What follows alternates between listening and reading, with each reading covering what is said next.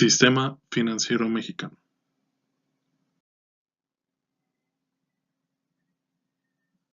Introducción. Comprenderemos cómo está conformado nuestro sistema financiero mexicano, cuál es su estructura, los intermediarios financieros, las entidades del sistema financiero mexicano y el sistema financiero internacional, así como los conceptos básicos de lo que es el sistema financiero en su totalidad. Pero, ¿qué es un sistema financiero? Para adentrarnos un poco en el tema, tenemos que conocer qué es un sistema financiero. Entonces, un sistema financiero es aquel que equilibrará todo recurso monetario, influyendo en la economía de una nación. En nuestro país, el sistema financiero se integrará por distintos intermediarios financieros que movilizarán el ahorro para hacerlo más productivo. La principal finalidad del sistema financiero es la intermediación. Esta consiste en recibir fondos de los ahorradores a través de los depósitos que posteriormente se canalizan hacia quienes requieren algún tipo de financiación a través de operaciones de crédito, préstamos o anticipo de fondos.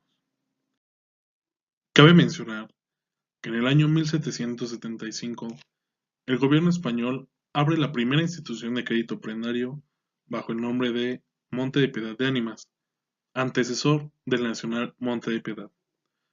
Sus operaciones consistían en préstamos prendarios, custodia de depósitos confidenciales, la admisión de secuestros o depósitos judiciales y de otras autoridades, asimismo como la venta pública en la moneda de las prendas no rescatadas. Gracias a la crisis económica de la banca internacional, en el año 1884 se logra poner fin en México a una ola de concesiones bancarias y se induce al gobierno a adoptar una legislación general sobre la materia. Otro de los efectos de las crisis fue la fusión del Banco Nacional Mexicano y el Banco Mercantil.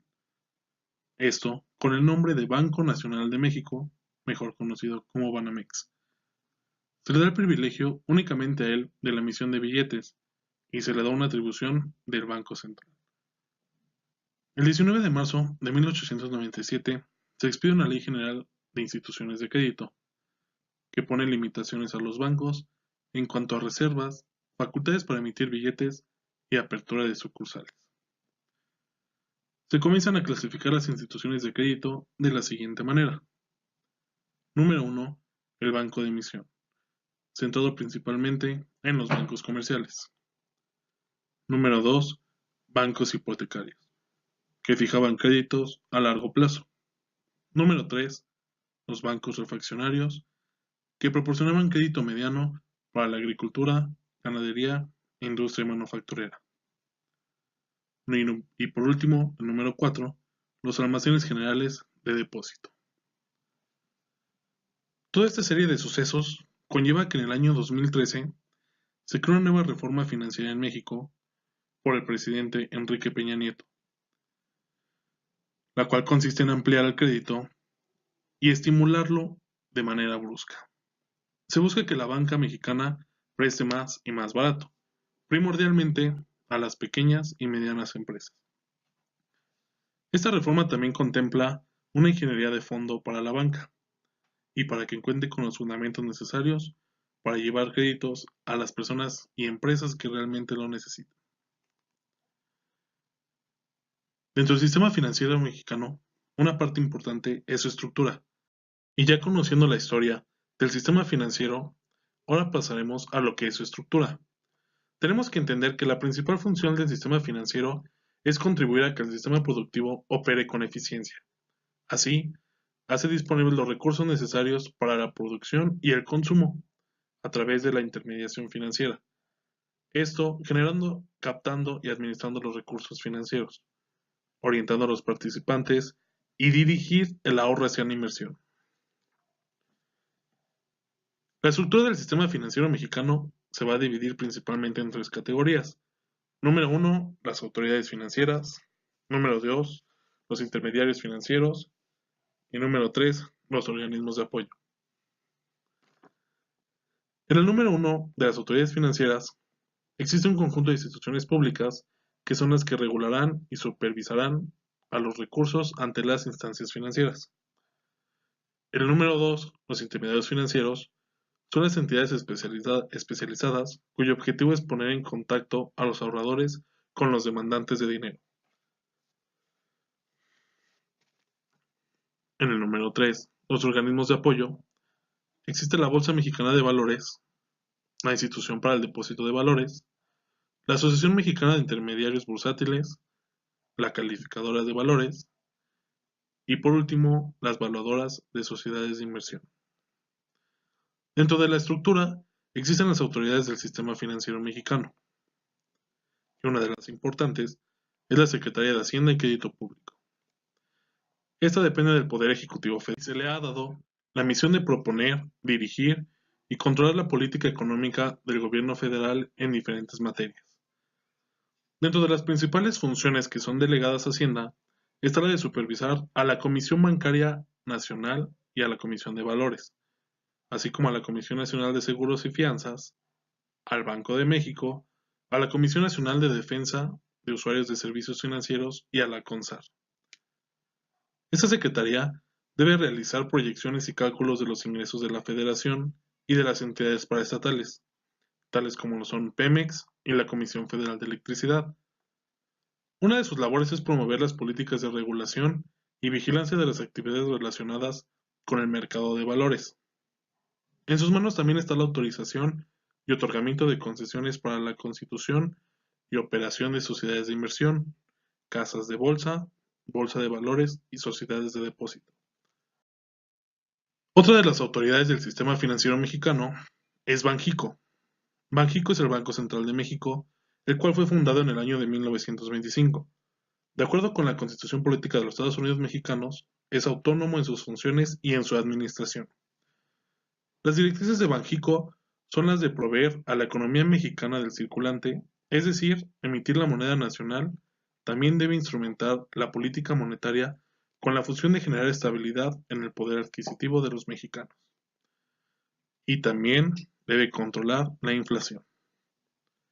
El Banco de México debe promover el sano desarrollo del sistema financiero y propiciar el buen funcionamiento de los sistemas de transacciones. Un punto a destacar es que el Banco de México tiene la función de prestar servicios de tesorería al gobierno federal y actuar como un agente financiero del mismo. Otro punto importante es que debe fungir como asesor del gobierno federal en materia económica y financiera. Dentro de sus labores internacionales, deberá participar en el Fondo Monetario Internacional u organismos de cooperación financiera internacional y de autoridad en materia financiera y además de operar con otros bancos centrales. La CNBV, que es la Comisión Nacional Bancaria y de Valores, es el ente fundamental del sistema bancario del país. Este tiene por objeto supervisar y regular en el ámbito de su competencia a todas las entidades financieras que operan en México, estas ya sean o no sean mexicanas, con la finalidad de procurar la estabilidad y el correcto funcionamiento del sistema financiero. La Comisión Nacional Bancaria y de Valores, en términos de regulación, es un órgano desconcentrado de la Secretaría de Hacienda y Crédito Público, con autonomía técnica y facultades ejecutivas en los términos de la Ley de Comisión Nacional Bancaria y de Valores. Es decir, depende de la SHP, pero sus funciones son independientes. La CNBV tiene la labor de realizar la supervisión y regulación de otras entidades financieras, a fin de procurar una estabilidad y un correcto funcionamiento de todos los participantes. A mencionar que otro punto importante es que su trabajo deberá mantener y fomentar un sano y equilibrado desarrollo del sistema financiero, con la finalidad de que todos los clientes usuarios sean ciudadanos en su patrimonio. Otra autoridad es la CONDUCEF, que es la Comisión Nacional para la Protección y Defensa de los Usuarios de Servicios Financieros. Es una institución pública y depende de la Secretaría de Hacienda y Crédito Público. Su año de creación fue en 1999 y tiene dentro de sus principales objetivos dos directrices. Una, las de tipo preventivo, que tienen como objetivo el orientar, informar y promover la educación financiera. Y por otro lado, las de corte correctivas. Estas nacen con el propósito de atender y, dentro de lo posible, resolver las quejas o reclamaciones tanto de los usuarios como de los servicios financieros. Los usuarios de la Conducef pueden encontrar una asesoría legal y también pueden solicitar orientación o conciliación para quienes hayan tenido un altercado con alguna institución del sistema financiero, siempre y cuando esta institución esté regulada y supervisada por la Comisión Nacional Bancaria y de Valores, como son bancos, las aseguradoras, afores, sociedades financieras de objeto múltiple, entidades de ahorro y crédito popular, casa de bolsa, afianzadora y operadores de sociedades de inversión. Otra de las autoridades es la CONSAR, que es la Comisión Nacional del Sistema de Ahorro para el Retiro. Este es un organismo desconcentrado de la Secretaría de Hacienda y Crédito Público, al igual que la CNBV, y esta tiene por labor regular el Sistema de Ahorro para el Retiro, el SAR, el cual está constituido por las cuentas individuales, propiedad de los trabajadores mexicanos. Y bien como sabemos, esas cuentas se acumulan de las aportaciones, es decir, de los ahorros que realizan los trabajadores, patrones y gobierno. Las cuentas individuales son administradas por los fondos para el retiro, más conocidas como los afores, para ser entregados a los trabajadores en el momento de su retiro. Posteriormente, hay un intermediario financiero. Este consiste en recibir los fondos de los ahorradores a través de los depósitos para que posteriormente se canalicen hacia quienes requieren algún tipo de financiación, a través de operaciones de crédito, préstamos o anticipos de fondos. Eso tiene varias ventajas. Las más importantes podrían ser canalizar el ahorro hacia la inversión, servicio más personalizado con la posibilidad de ofrecer más alternativas al inversor. En muchos casos el servicio de intermediario financiero es imparcial o el servicio profesional con un mayor seguimiento a la situación del cliente ya que viven de esto. Como número uno, los bancarios, los cuales son el Banco Central, la banca privada, las cajas de ahorro y las cooperativas de crédito. Estas se caracterizan por que algunos de sus pasivos son pasivos monetarios aceptados generalmente por el público como medios de pago, y por lo tanto tienen la capacidad de financiar recursos financieros, de los cuales también pueden derivar los intermediarios financieros no bancarios. Los más relevantes son las compañías aseguradoras, los fondos de pensiones o mutualidades, las sociedades de inversión inmobiliaria, los fondos de inversión, las sociedades de crédito hipotecario, las entidades de leasing, las de factoring, las sociedades mediadoras del mercado de dinero y las sociedades de garantía recíproca. Estas se caracterizan porque sus pasivos. El segundo intermediario financiero es el bursátil. Los valores que ellos creen y negocian primordialmente se convierten en capital empresarial o endeudamiento de las empresas o el gobierno. Como los valores bursátiles no son propios pasivos, su regulación queda fuera de las autoridades monetarias o de las agencias regulatorias de los intermediarios no monetarios. Sus actividades son reguladas por organismos especializados de la autoridad hacendaria, comisiones de valores, comisiones de futuros, etc. Las actividades que realizan los intermediarios bursátiles son las siguientes. Primero, llevan a cabo operaciones de compra de valores, efectúan operaciones de venta de valores, otorgan asesoría en colocación de valores para empresas, brindan asesorías en la constitución de sus carteras de inversiones para inversores, reciben fondos por conceptos de operaciones con valores, realizan transacciones en el sistema de Bolsa Mexicana de Valores. ¿Quiénes pueden ser intermediarios bursátiles? Los intermediarios bursátiles son aquellas personas morales autorizadas para realizar operaciones de correduría o de otras tendientes a poner en contacto la oferta y la demanda de valores, efectuar operaciones por cuenta propia, con valores emitidos o garantizados por terceros respecto a las cuales se haga una oferta pública, así como administrar y manejar carteras de los valores con propiedad de terceros. De acuerdo con el artículo 113 de la Ley de Mercado de Valores, son intermediarios bursátiles las casas de bolsa, instituciones de crédito, sociedades operadoras de sociedades de inversión y administradoras de fondo para el retiro, sociedades distribuidoras de acciones de sociedades de inversión y entidades financieras autorizadas para actuar con el retiro carácter de distribuidoras. Otro intermediario son los derivados. Estos llevarán a cabo instrumentos que derivan del mercado bursátil, implicando pactar un precio o venta futuro de algún determinado activo financiero. Todo aquel miembro de un mercado bursátil puede participar, siempre y cuando cumpla con distintos requisitos para ser considerados inversionistas calificados. El cuarto intermediario, seguros y fianzas. Su misión es supervisar de manera eficiente que la operación de los sectores se apegue al marco normativo, preservando la solvencia y la estabilidad financiera de las instituciones.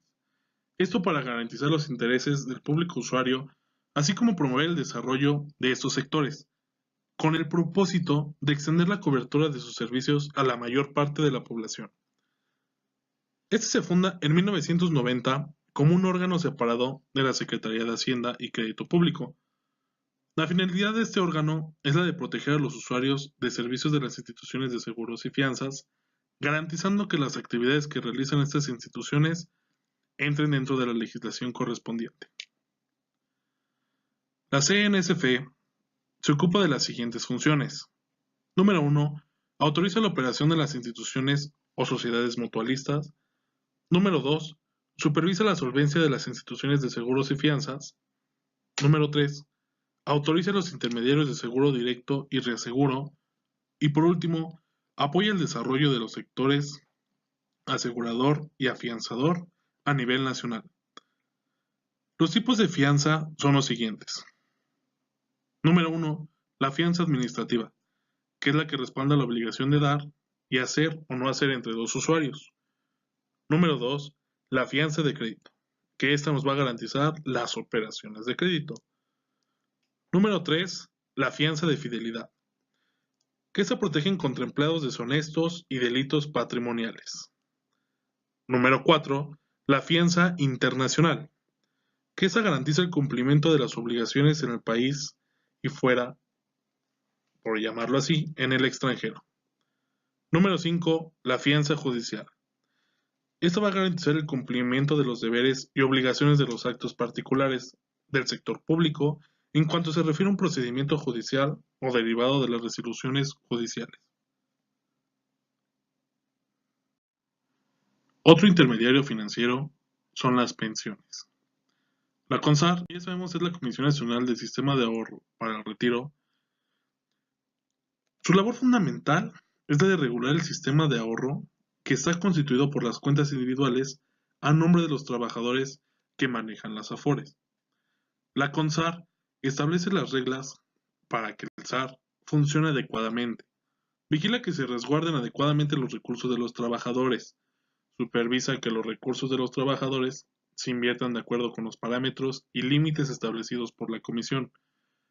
Se asegura de que prohíben la información requerida para los trabajadores y esta está facultada para imponer multas a las AFORE y sanciones a los empleados de estas en caso de algún incumplimiento. Con todo ello, se asegura de que no solo el SAR funcione, sino de que los derechos de los trabajadores sean respetados por las AFORE. ¿Qué es una AFORE? Una AFORE, la administradora de fondos para el retiro, es una institución financiera privada que se va a encargar de administrar los fondos para el retiro de los trabajadores, ya estén afiliados al IMSS o al ISSSTE. Esto lo hace a través de cuentas personales que asignan a cada trabajador, en las que se depositan las aportaciones hechas a lo largo de su vida laboral. De acuerdo con la ley del SAR vigente, cada trabajador tiene derecho a una cuenta individual en una institución financiera, que se dediquen exclusivamente a la administración de fondos para el retiro. Ahí se depositan sus aportaciones, junto con las que realiza el patrón y el gobierno. De esta manera se crea un fondo de ahorro durante los años que labora el trabajador, el cual conformará el patrimonio de que disfrutará después de jubilarse. A esto sumamos las sociedades de inversión hechas en fondos para el retiro, como lo es una CIEFORE, que es el fondo de inversión en el cual las AFORES invierten los recursos de los trabajadores buscando obtener el mayor rendimiento posible para estos, siempre bajo medidas de supervisión del organismo regulador. La Comisión Nacional del Sistema de Ahorro para el Retiro, la CONSAR, por su sigla, una CIEFORE se define como una sociedad de inversión especializada para fondos de retiro. En cualquier sistema de pensiones participan personas de diferentes edades, a quienes apenas están comenzando su vida laboral, los que llevan algunos años, los que están próximos a jubilarse. A cada una de estas personas le corresponden distintas reglas de inversión a sus ahorros, de acuerdo con los años que les falta para pensionarse. Los trabajadores se van a clasificar de acuerdo con su edad para determinar la cual regla de inversión les corresponde. En el sistema de ahorro para el retiro, el SAR, existen 5 fondos de inversión llamados CIEFORE, y a cada ahorrador le corresponde uno. Si fuere básica 4, para personas de 36 años o menos. Si fuere básica 3, para personas entre 37 y 45 años. Si fuere básica 2, para personas entre 46 y 59 años. Si fuere básica 1, para personas de 60 años y mayores. Si fuere básica 0, o si fuere básica de pensiones. Eso es para personas de 60 años y mayores que estén próximos a realizar retiros laborales por pensión o negativa de pensión, así como trabajadores del ISSSTE con bono redimido. Una vez que ya conocimos el sistema financiero mexicano, vamos a hablar del sistema financiero internacional. Este es un conjunto de instituciones públicas y privadas que nos van a proporcionar los medios financieros para una economía internacional y el desarrollo de sus actividades. Estas instituciones realizan una función de intermediación entre las instituciones que captan ahorro y las de inversión o gasto, movilizando los recursos de las primeras hacia las segundas con el fin de lograr una más eficiente utilización de los recursos. El sistema económico internacional, surgido a partir del año 1945, se apoya básicamente en tres instituciones: el Fondo Monetario Internacional, el Banco Internacional de Reconstrucción y Fomento y el Acuerdo de Aranceles y Comercio, por sus siglas GATT. Una vez que ya conocimos el sistema financiero mexicano y un poco del sistema financiero internacional, cabe concluir que el sistema financiero en la actualidad es de mucha importancia para la economía de cualquier país, ya que a través de este se realizan todas las actividades financieras existentes. Asimismo, podemos ver que los sistemas financieros abarcan empresas, bancos, instituciones que van a definir las decisiones financieras de familias, empresas, así como gobiernos locales e internacionales. Podemos concluir que el sistema financiero es tan amplio e importante en la actualidad que es la herramienta más importante con la que cuenta un gobierno para controlar su flujo económico y asimismo decidir la viabilidad económica de su gente y su próspero futuro. Gracias.